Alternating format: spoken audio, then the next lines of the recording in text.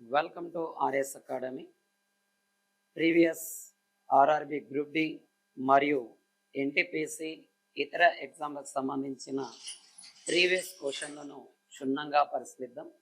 దానికంటే ముందు ఈరోజు మనం నిన్న అడిగిన క్వశ్చన్ ఏది సార్ అంటే, ఓకే, ఆంధ్రప్రదేశ్లో కూచిపూడి అనే ఏదైతే నాట్యం ఉంటుందో ఈ కూచిపూడి నాట్యంలో ప్రసిద్ధి గావించిన వారు, కూచిపూడి నాట్యంలో ప్రసిద్ధి గావించిన వారు ఎవరు అని చెప్పడం.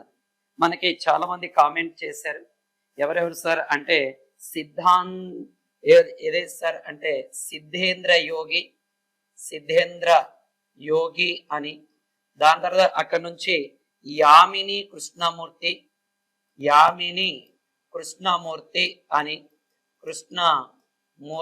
అని అండ్ దాని తర్వాత ఇంకో పేరు కూడా శోభానాయుడు. ఎవరు సార్ అంటే శోభానాయుడు అని కూడా ఇక్కడ కామెంట్ రూపంలో తెలియచేయడం జరిగింది. అంటే మనం ఏదైతే క్వశ్చన్ అడుగుతున్నామో ప్రతిరోజు కూడా మన ఛానల్ని ఫాలో అయ్యే వాళ్ళు కూడా చాలా మంది ఉన్నారు అని ఇక్కడ దీంతో తెలిసిపోవడం జరిగింది. కాబట్టి ఎవరైతే మన ఛానల్ ఫాలో అవుతున్నారో గుర్తుపెట్టుకున్నానా, మీ అందరికి కూడా మేము భరోసా ఇస్తున్నాం. ఖచ్చితంగా రాబోయే ఒక 15 days లో మనం ఆర్ఆర్బి గ్రూప్ డి ఎన్టీపీసీకి సంబంధించి ఫ్రీ క్లాసెస్ ని లైవ్ లో కూడా తీసుకురాబోతున్నాం. దాంతో పాటు అండ్ డిఎస్సి రాబోతుంది కదా, ఈ డిఎస్సికి సంబంధించిన కూడా ఈ కొన్ని రకాల క్వశ్చన్లను, కొన్ని రకాల టాపిక్లను మీ ముందుకు ఫ్రీగా తీసుకురావడం జరుగుతుంది. కాబట్టి మన ఛానల్ని ఫాలో అవ్వండి. అయితే నిన్నటి క్వశ్చన్కి మీరు చెప్పినవన్నీ కూడా రైట్ ఆన్సర్. దీంట్లో యామిని కృష్ణమూర్తి గారు ఇటీవల మరణించడం కూడా జరిగింది. యామిని కృష్ణమూర్తి గారు మరణించారు కూడా మనకి యామిని కృష్ణమూర్తి గారు. కాబట్టి దీన్ని కూడా కొంచెం జాగ్రత్తగా చూడండి. నెక్స్ట్ ఈరోజు మొదటి క్వశ్చన్ మనం నీట్గా గమనించినట్లయితే మొదటి క్వశ్చన్ చూసుకుంటే ఏంటి సార్ అంటే, in which year was the Indian Space Research Organisation established? అంటే ఇస్రో ఏ సంవత్సరంలో దీన్ని ఏర్పాటు చేశారు?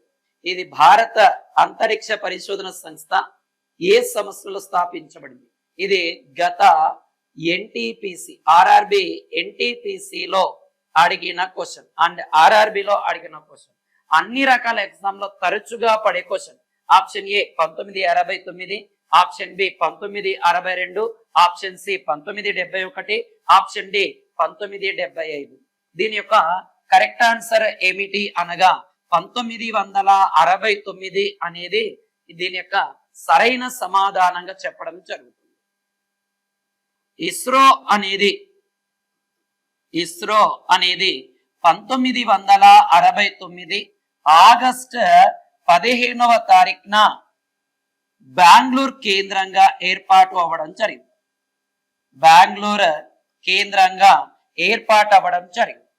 దీని యొక్క ప్రధాన కార్యాలయం, ఇస్రో యొక్క ప్రధాన కార్యాలయమును అంతరిక్ష భవన్ అనే పేరుతో కూడా పిలవడం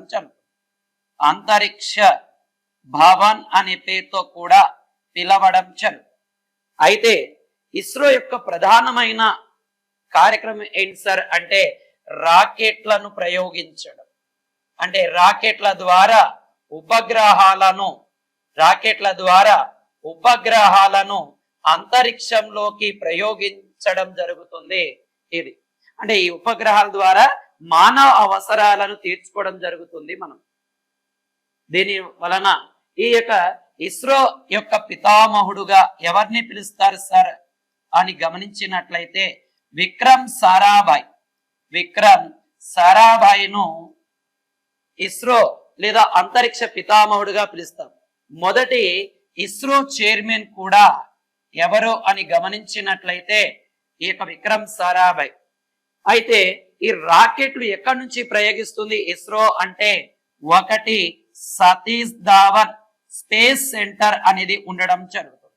ఈ సతీష్ ధావన్ స్పేస్ సెంటర్ అనేది తిరుపతి జిల్లా, ప్రస్తుతం తిరుపతి జిల్లాలో కలదు. తిరుపతి జిల్లాలోని తిరుపతి జిల్లాలోని పులికాట్ సరస్సుకి అండ్ బంగాళాఖాతానికి మధ్యలో శ్రీహరికోట అనే దేవిలో కలదు. శ్రీహరికోట అనే దేవిలో కలదు. అయితే ఈ సతీష్ ధావన్ స్పేస్ సెంటర్ యొక్క పాత పేరు ఏమిటి అని గమనించినట్లయితే షార్ అనే పేరుతో పిలిచేవాళ్ళు. శ్రీహరికోట హై ఆటిట్యూడ్ రేంజ్ అనే పేరుతో పిలవడం జరుగుతుంది. అయితే ఇటీవల 2వ రాకెట్ ప్రయోగ వేదికను ఇటీవల ప్రధాని నరేంద్ర మోడీ ప్రారంభించారు. తమిళనాడులో ప్రారంభించడం జరిగింది రాకెట్ ప్రయోగ వేదికను. అయితే ఈ ఇస్రో చైర్మన్ గా అత్యధిక కాలం పనిచేసిన వ్యక్తి, ఇస్రో చైర్మన్ గా పనిచేసిన వ్యక్తి సతీష్ ధావన్ అనే వ్యక్తి ఇస్రో చైర్మన్ గా అత్యధిక కాలం పనిచేయడం జరిగింది. అయితే నేటి క్వశ్చన్ ఏమిటి సార్ అంటే ఇస్రో యొక్క ప్రస్తుత చైర్మన్ ఎవరు? ఇస్రో యొక్క ప్రస్తుత చైర్మన్ ఎవరు? ఇస్రో యొక్క ప్రస్తుత చైర్మన్ ఎవరు? కింద కామెంట్ లో తెలియజేయండి. లైక్ చేయండి, షేర్ చేయడం అండ్ సబ్స్క్రైబ్ చేయడం మాత్రం మర్చిపోవద్దు. మీరు ప్రతిరోజు కూడా లైక్ చేయడం, షేర్ చేయడం అండ్ కామెంట్ చేయడం వలన మేము ఇంకా చాలా ఎక్కువ వీడియోలు చేయడం జరుగుతుంది. చెప్పాము కదా, త్వరలో ఆర్ఆర్బి గ్రూప్ డికి సంబంధించి లైవ్ సెషన్ అనేది పెట్టబోతున్నాం. అంటే ఈ టైం అని ముందుగానే మీకు చెప్పడం జరుగుతుంది. ఆ లైవ్ సెషన్ లో ఏ టాపిక్ చర్చించబోతున్నాం అనేది కూడా మీకు ఇక్కడ ముందుగానే తెలియజేస్తాం. ఓకే, నేటి ప్రశ్న ఏంటి సార్ అంటే ప్రస్తుత ఇస్రో చైర్మన్ ఎవరు? నెక్స్ట్ క్వశ్చన్ కి వెళ్ళిపోదాం. Okay, was the first female prime minister of Sri Lanka? Sri Lanka మొదటి మహిళా ప్రధానమంత్రి ఎవరు? ఓకే, ఆర్ఆర్బి ఎన్టీపీసీ 2016లో అడిగిన క్వశ్చన్. ఓకే, ఆప్షన్ ఏ రణ సింగ్రే మదాస అంటే ఓకే ఇది మనకి రణల్ విక్రమసింగే అని ఉండాలి, అక్కడ తప్పుగా పడింది.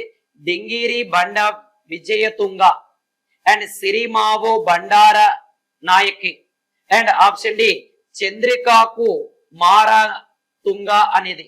దీని యొక్క రైట్ ఆన్సర్ ఏంటి సార్ అంటే సిరిమావో బండారి నాయకే శ్రీలంక దేశానికి మొట్టమొదటి మహిళా ప్రధానమంత్రిగా ఇచ్చేయడం జరుగుతుంది మనకి ఇది.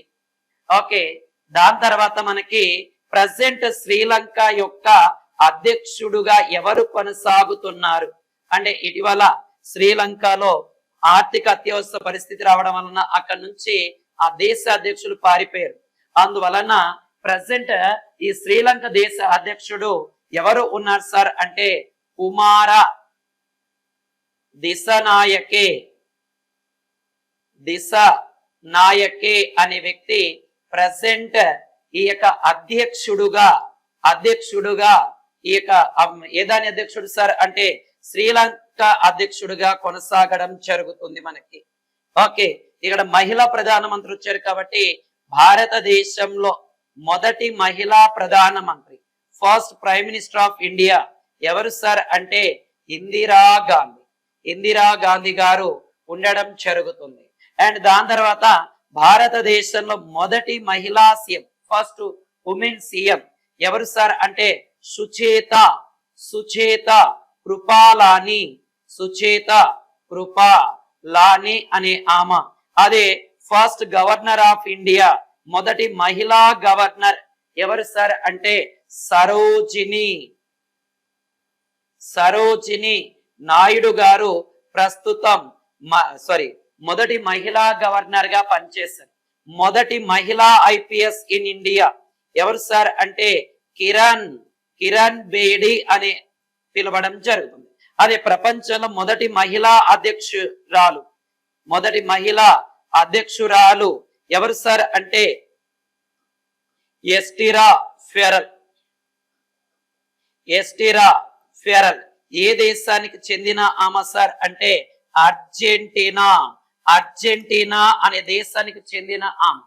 అంటే ప్రపంచంలో మొదటి మహిళా ప్రధానమంత్రి సిరిమావు బండారి నాయకే అయితే ప్రపంచంలో మొదటి మహిళా అధ్యక్షురాలు ఎవరు సార్ అంటే మనకి ఎస్టిరా ఫెరన్. అదే భారతదేశంలో మొదటి మహిళా ప్రధానమంత్రి ఇందిరాగాంధీ. అదే భారతదేశంలో మొదటి మహిళా రాష్ట్రపతి ఎవరు అని గమనించినట్లయితే ప్రతిభా పాటిల్. ఎవరు సార్ అంటే ప్రతిభా పాటిల్ గారు ఉండడం జరుగుతుంది. మొదటి మహిళా రాష్ట్రపతిగా భారతదేశంలో కొనసాగడం జరిగినది. అంటే ఇక్కడ ప్రతి అంశాన్ని కూడా మనము క్షుణ్ణంగా 360 డిగ్రీలలో మనం ప్రతిదీ కూడా ఇక్కడ తెలుసుకుంటూ ఉండడం జరుగుతుంది. ఓకే, నేటి క్వశ్చన్ మళ్ళీ అడుగుతున్నా చూడండి అన్న. ప్రస్తుత ఇస్రో చైర్మన్ ఎవరు? కింద కామెంట్ రూపంలో తెలియజేయండి, లైక్ చేయండి, షేర్ చేయండి, సబ్స్క్రైబ్ చేయండి. ఓకే, నెక్స్ట్ క్వశ్చన్ కి వెళ్ళిపోదన్నా మనం. Loo winds are usually associated with dash in India. Loo గాలులు సాధారణంగా భారతదేశంలో డాష్ తో సంబంధం కలిగి ఉంటాయి. ఆర్ఆర్బి గ్రూప్ డి 2022లో క్వశ్చన్ పడడం జరిగింది మనకి. ఆప్షన్ ఏ తిరోగమన ఋతుపవనాలు, ఆప్షన్ సి శీతాకాలపు గాలులు, అండ్ ఆప్షన్ సి వేసవి కాలపు గాలులు, ఆప్షన్ డి ఋతుపవనాల ముందు సాగుతూ ఉన్నాయి అనేవి మనకి. అసలు ఈ లూ పవనాలు అనేవి, దీనికి రైట్ ఆన్సర్ ఏంటి సార్ అంటే వేసవి కాలంలో వీచే గాలులు అని చెప్పవచ్చు. వేసవి కాలంలో అంటే ఏదైతే మన భారతదేశం అనేది ఇలాగ ఉంది అని మనం గమనించినట్లయితే, ఇలాగ భారతదేశం ఇలాగ ఉంది అని గమనించినట్లయితే ఓకేనా, భారతదేశంలో ఈ పశ్చిమ వైపు నుంచి ఏదైతే పశ్చిమ వైపు ఉంటుందో, ఓకే, ఏదైతే పశ్చిమ వైపు ఉంటుందో ఈ పశ్చిమ వైపు నుంచి భారతదేశంలో వేసవి కాలంలో గాలులు అనేవి వీయడం జరుగుతుంది మనకి. ఇది అంటే ప్రధానంగా మధ్యధరా సముద్రం కావచ్చు, అండ్ బ్లాక్ సీ కావచ్చు, అండ్ కాస్పియన్ సముద్రం కావచ్చు, ఆ ప్రాంతం నుంచి పశ్చిమ వైపు నుంచి గాలులు అనేవి వీయడం జరుగుతుంది. ఇవి వేసవి కాలంలో మనకి వీయడం వలన వీటిని ఏమంటాం సార్ అంటే లూ పవనాలు అనే పేరుతో వీటిని పిలవడం జరుగుతుంది మనకి. ఇవి ఈ లూ పవనాల వలన వీచే గాలులు మనకి వడగాలులు అని కూడా పిలవచ్చు. వడగాలులు అని కూడా వీటిని పిలవచ్చు. అదే సమయంలో ఇప్పుడు వేసవి కాలంలో ఈ లూ పవనాల వలన భారతదేశంలో కొంత వర్షపాతం కూడా సంభవించడం జరుగుతుంది. ఈ వర్షపాతం వడగళ్ల వాన సంభవించడం జరుగుతుంది. ప్రధానంగా ఈ ఉత్తర భారతదేశంలో కురిసే ఈ వర్షపాతాన్ని ఏమంటాం సార్ అంటే మనము ఓకే ఏమంటాం సార్ అంటే అందీలు లేదా గుడ్డి జల్లులు అనే పేరుతో పిలుస్తాం. అదే అస్సాం రాష్ట్రంలో వీటిని నార్వేస్టర్లు లేదా వీటిని మనము టీ షవర్స్ అనే పేరుతో కూడా పిలవడం జరుగుతుంది. అదే మనకి ఇక్కడ వెస్ట్ బెంగాల్, ఒడిశా అండ్ బీహార్ ప్రాంతంలో వీటిని కాల బైశాఖీలు అనే పేరుతో వీటిని పిలుస్తాం మనం. అండ్ అక్కడ నుంచి ఇక్కడ కర్ణాటక ప్రాంతంలో వీటిని కాఫీ షవర్స్ అనే పేరుతో పిలుస్తాం. అదే మనకి కేరళ ప్రాంతంలో అండ్ కర్ణాటక ప్రాంతంలో వీటిని చెర్రీ బ్లాసమ్స్ అనే పేరుతో కూడా వీటిని పిలుస్తాం. అంటే కర్ణాటక, కేరళ ప్రాంతంలో చెర్రీ బ్లాసమ్స్ అని కూడా పిలవడం జరుగుతుంది. అయితే దక్షిణ భారతదేశంలో వీటిని మ్యాంగో షవర్స్ అనే పేరుతో కూడా పిలుస్తాం. అంటే మామిడి జల్లులు అంటాం. ముఖ్యంగా ఆంధ్రప్రదేశ్ లో వీటిని ఏరువాక జల్లులు అంటాం. అదే మనకు వేసవి కాలంలో తెలంగాణలో వీటిని తొలకరి చినుకులు అనే పేరుతో కూడా పిలవడం జరుగుతూ ఉన్నాయి మనకి. ఇదేనన్న ఓకే. కాబట్టి చాలా ఇంపార్టెంట్ అయినది మనకి వేసవి కాలంలో లూ పవనాలు అనేవి వీస్తాయి. ఈ లూ పవనాల వలన భారతదేశంలో కొద్దిగా వర్షపాతం సంభవిస్తుంది. దాంట్లో ఏ ప్రాంతంలో ఏ వర్షపాతం అని పిలుస్తాం అనేది కూడా కింద కామెంట్ రూపంలో తెలియజేయడం జరుగుతుంది. మీకు ఇక్కడ క్వశ్చన్ ఎక్స్ప్లెనేషన్ చేస్తాను. అయితే నేటి క్వశ్చన్ ఏంటి సార్ అని గమనించినట్లయితే, ఇస్రో యొక్క ప్రస్తుత చైర్మన్ ఎవరు? ఓకే, కామెంట్ రూపంలో తెలియజేయండి అన్న. ప్రస్తుతం ఇస్రో యొక్క చైర్మన్ ఎవరు? కామెంట్ రూపంలో తెలియజేయండి, లైక్ చేయండి, షేర్ చేయండి, సబ్స్క్రైబ్ చేయండి. మనకి నెక్స్ట్ క్వశ్చన్ కి వెళ్ళిపోదన్న. Okay, sultan of Delhi transferred his capital from Delhi to Daulatabad. Okay, Delhi సుల్తాన్ అంటే డాష్ ఢిల్లీ సుల్తాన్ తన రాజధాని ఢిల్లీ నుండి దౌలతాబాద్ కు మార్చడం జరిగింది. ఇది చూడండి అన్న, ఆర్ఆర్బి గ్రూప్ డి లో 2018లో 2 సార్లు షిఫ్ట్ 1 షిఫ్ట్ 3 లో అడిగాడు. అండ్ రీసెంట్ గా జరిగిన ఏది సార్ అంటే ఆర్పిఎఫ్ ఎగ్జామ్ లో అడిగాడు. అండ్ 2020లో జరిగిన ఎన్టీపీసీ ఎగ్జామ్ లో కూడా ఏదాన్ని ఈ క్వశ్చన్ అనేది అడగడం జరిగింది. అయితే ఇక్కడ ఆప్షన్ ఏ ఓకే ఇల్టుట్మిష్ అనేది, and option B Muhammad bin Tughlaq, option C Akbar, option D Ghiyasuddin Balban లేదా గియాజుద్దీన్ బాల్బన్. అయితే దీని యొక్క రైట్ ఆన్సర్ ఏంటి సార్ అంటే మహమ్మద్ బిన్ తుగ్లక్. ఓకే, మహమ్మద్ బిన్ తుగ్లక్ అనే వ్యక్తి ఇతను రాజధాని ఎక్కడి నుంచి ఎక్కడికి ప్రవేశపెట్టాడు సార్ అంటే ఢిల్లీ నుండి దౌలతాబాద్ కి మార్చడం జరిగింది. దౌలతాబాద్ కి మార్చడం జరిగింది. అయితే దౌలతాబాద్ కి మార్చిన తర్వాత ఇక్కడ నుంచి ఢిల్లీలో ఉన్న ప్రజలందరినీ కూడా ఈ దౌలతాబాద్ కి వెళ్ళాలని చెప్పడం జరిగింది. అలాగ వెళుతూ ఉన్న మార్గం మధ్యలోనే చాలా మంది ప్రాణాలు కోల్పోయారు. దాని తర్వాత ఈ దౌలతాబాద్ నుంచి మళ్ళీ తన యొక్క రాజధాని మళ్ళీ ఢిల్లీకి కూడా మార్చడం జరిగింది. ఎవరు సార్ అంటే మహమ్మద్ బిన్ తుగ్లక్. ఈ మహమ్మద్ బిన్ తుగ్లక్ అనేది వ్యవసాయంలో ఓకే వ్యవసాయ రంగంలో చాలా రకాల సంస్కరణలు కూడా తీసుకురావడం జరిగింది. వ్యవసాయ రంగంలో చాలా రకాల సంస్కరణలు తీసుకొచ్చారు. అంటే కొన్ని రకాల ఈ యొక్క కాలువలు త్రవ్వించడం గాని, లేదంటే పంట సంబంధించిన భూమి శిస్తులో గాని, అండ్ దాని తర్వాత గిట్టుబాటు ధర విషయంలో గాని ఇలాంటి చాలా రకాల మార్పులు తీసుకురావడం జరిగింది. దాంతో పాటు ఈ మహమ్మద్ బిన్ తుగ్లక్ ప్రవేశపెట్టిన ఒక విధానం టోకెన్ కరెన్సీ విధానం. ఏది సార్ అంటే టోకెన్ కరెన్సీ విధానం. ఈ టోకెన్ కరెన్సీ విధానం కూడా తీసుకొచ్చారు. అంటే బంగారు నాణ్యాలు అండ్ వెండి నాణ్యాలకు బదులుగా రాగి నాణ్యాలు ముద్రణ తీసుకురావడం జరిగింది. దాని వలన అక్కడ ఉండే ప్రజలు అందరూ కూడా రాగి నాణ్యాలు ముద్రణ చేసి ఈ ముద్రణ చేయడం జరిగింది. అందువలన రాగి నాణ్యాలు పెరిగిపోయాయని ఎవరైతే రాగి నాణ్యాలు తీసుకొచ్చి ఇస్తారో వాళ్ళకి బంగారు వెండి నాణ్యాలు ఇస్తామని కూడా చెప్పడం జరిగింది. అందువలన ఈ మహమ్మద్ బిన్ తుగ్లక్ యొక్క ఖజానా మొత్తం ఖాళీ అయిపోవడం జరిగింది. దానితో పాటు ఈ మహమ్మద్ బిన్ తుగ్లక్ ని పిచ్చి తుగ్లక్ అనే పేరుతో కూడా పిలవడం జరుగుతుంది. కానీ గొప్ప పాలకుడుగా ఇతన్ని పిలవడం జరుగుతుంది మహమ్మద్ బిన్ తుగ్లక్. అంటే చాలా రకాల సంస్కరణలు వ్యవసాయ రంగంలో కావచ్చు, ఆర్థిక రంగంలో కావచ్చు, అండ్ దాని తర్వాత వ్యాపార రంగంలో కావచ్చు గొప్ప సంస్కరణలు తీసుకొచ్చిన వ్యక్తి ఎవరు సార్ అంటే మనకి మహమ్మద్ బిన్ తుగ్లక్ అనే పేరుతో పిలవడం జరుగుతుంది. కాబట్టి ఆర్ఆర్బి గ్రూప్ డి కావచ్చు, railway exams and SS exam లో ఖచ్చితంగా ఢిల్లీ సుల్తాన్ నుంచి ఒక క్వశ్చన్ అండ్ మొఘల్స్ నుంచి ఒక క్వశ్చన్ ఖచ్చితంగా ఇవ్వడం జరుగుతుంది. ఓకే, నెక్స్ట్ క్వశ్చన్ కి వెళ్ళిపోదన్నాను. నెక్స్ట్ క్వశ్చన్, క్రింది వారిలో భారత సాయుధ దళాల సుప్రీం కమాండర్ గా ఎవరు ఉంటారు మనకి అని ఇచ్చారు. Who among the following is the supreme commander of the Indian armed force? RRB ఎన్టీపీసీలో 2022లో అడిగిన క్వశ్చన్. ఆప్షన్ ఏ అధ్యక్షుడు. అంటే అధ్యక్షుడు అనగా ఇతన్ని మనము రాష్ట్రపతి అని కూడా రాసుకోవచ్చు, రాష్ట్రపతి ప్రెసిడెంట్ అని చెప్పవచ్చు.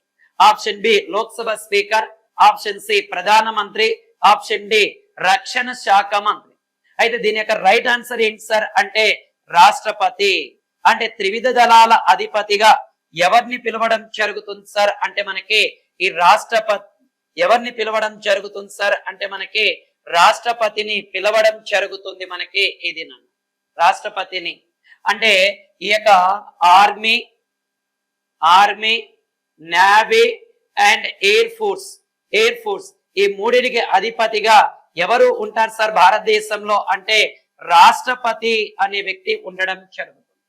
దానితో పాటు మనకి ఈ భారత రాష్ట్రపతి గురించి మనకి భారత రాజ్యాంగంలో ఐదవ భాగంలో 52వ ఆర్టికల్ నుంచి 62వ ఆర్టికల్ వరకు భారత రాష్ట్రపతి గురించి తెలియజేయడం జరుగుతుంది. అదే 52వ ఆర్టికల్ ప్రకారం భారతదేశానికి ఒక రాష్ట్రపతి ఉంటాడు అని తెలియజేయడం జరుగుతుంది మనకి. అయితే రాష్ట్రపతిని ఎన్నుకునే దాన్ని ఎలక్టోరల్ కాలేజ్ అనే పేరుతో కూడా పిలవడం జరుగుతుంది మనకి ఇది. అయితే ప్రస్తుత భారతదేశ రాష్ట్రపతి ఎవరు ఉన్నారు సార్ అంటే మనకి ద్రౌపది ముర్ము గారు ఉండడం జరుగుతుంది. ద్రౌపది ముర్ము గారు ఉండడం జరుగుతుంది. అయితే భారతదేశానికి మొదటి రాష్ట్రపతి ఎవరు సార్ అంటే బాబు రాజేంద్ర ప్రసాద్ అనే వ్యక్తి ఉండడం జరుగుతుంది. అదే రెండో ప్రాధాన్యత ఓటుతో భారత రాష్ట్రపతి అయిన వ్యక్తి ఎవరు సార్ అంటే వివి గిరి అనే పేరుతో పిలవడం జరుగుతుంది. అంటే రెండో ప్రాధాన్యత ఓటుతో వివి గిరి భారత రాష్ట్రపతి అవ్వడం జరుగుతుంది. అండ్ తాత్కాలిక రాష్ట్రపతిగా వ్యవహరించిన మొదటి సుప్రీంకోర్టు ప్రధాన న్యాయమూర్తి ఎవరు సార్ అని మన కింద కామెంట్ రూపంలో తెలియచేయండి. ఓకే, ఆల్రెడీ ఒక క్వశ్చన్ అడిగాను. ఓకే, ఏంటి సార్ అంటే ఇస్రో ప్రస్తుత చైర్మన్ ఎవరు? దీనితో పాటు ఏది సార్ అంటే భారత రాష్ట్రపతిగా తాత్కాలిక రాష్ట్రపతిగా పనిచేసిన సుప్రీంకోర్టు ప్రధాన న్యాయమూర్తి ఎవరు అని కింద కామెంట్ రూపంలో తెలియచేయండి. ఓకే, త్వరలో ఏదైతే ఆర్ఆర్బి ఎన్టీపీసీకి సంబంధించిన క్లాసులు ఉన్నాయో లైవ్ సెషన్ లో త్వరలో మీ ముందుకి ఫ్రీగా కూడా మేము తీసుకురాబోతున్నాం. ఓకే, ప్రతి ఒక్కరు కూడా మేము అడిగిన క్వశ్చన్ ను కామెంట్ చేయండి, లైక్ చేయండి, షేర్ చేయండి, సబ్స్క్రైబ్ చేయండి. ఆర్ఎస్ అకాడమీ, కర్నూల్, సాయి వసంత కాంప్లెక్స్, మీ స్వామి సార్. జై హింద్.